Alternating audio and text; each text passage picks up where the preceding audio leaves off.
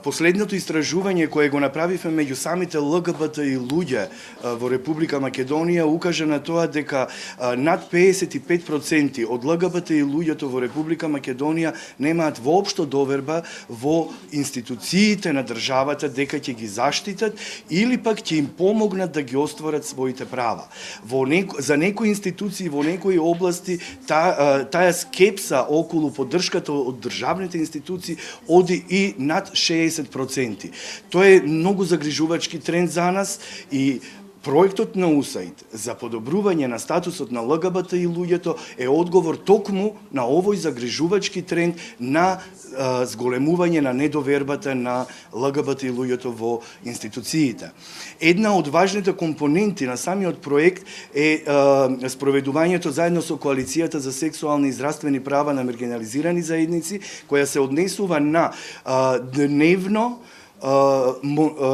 наблюдување и оценување на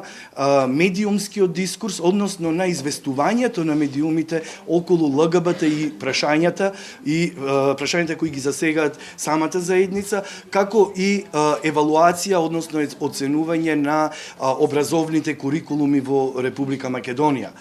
Многу важен дел за нас е исто така одговорот кој УСАИД ни овозможува да го дадеме кон најранливите членови на ЛГБТ и заедницата, односно отворањето на сигурна куќа во Скопје, во која ќе можеме многу од луѓето кои дали доживеале насилство, биле избркани од дома заради нивниот идентитет или нивната идентификација, се бездомници или немаат од кого да побараат помош, ќе можат да најдат првично засолниште и помош во оваа сигурна куќа. Секако, третата компонента, која заедно со LGBT United Тетово, наш партнер во оваа компонента најмногу вклучен е работа со исто така поранливите членови на заедницата кои живеат надвор од Скопје, односно работа со во помалите градови и секако со другите ЛГБТ и луѓе од другите етнички заедници до кои ние досега потешко сме доаѓале во допир. Потпишувањето на овој меморандум се надевам дека е почеток и се надевам дека ќе биде пример за другите државни институции да се отворат кон ЛГБТ и луѓето кои се граѓани на оваа држава и кои ги плаќаат истите